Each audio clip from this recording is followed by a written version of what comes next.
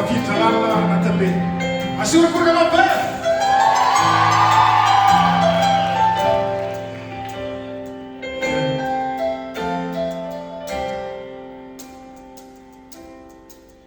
Saroby ny loatra ngezao andro anio izao, hanorinantsika ro fiaina vaovao, safidy sy anjara iray lalana minao, ka resony tanako azo. Aza manayaky vao eo fonao, hanomeny sony kanto indrindra hoanao, atolotro anao anio zao peratra izao, tolofo mpitiavako anao. Dia makinonja avy ireo sendra maro mety andrakotra tsika. Dia makinonja avy dia miatao an-tsaina dia ny sambo-davy.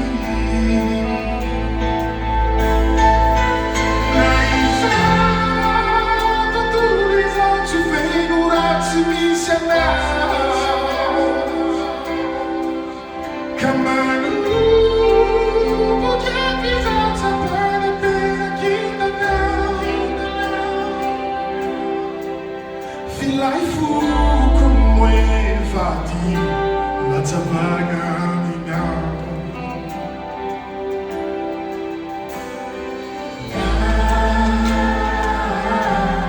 Tabagamina.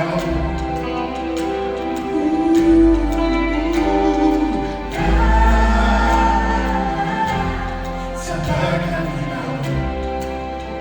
No, no, no, no, no, way.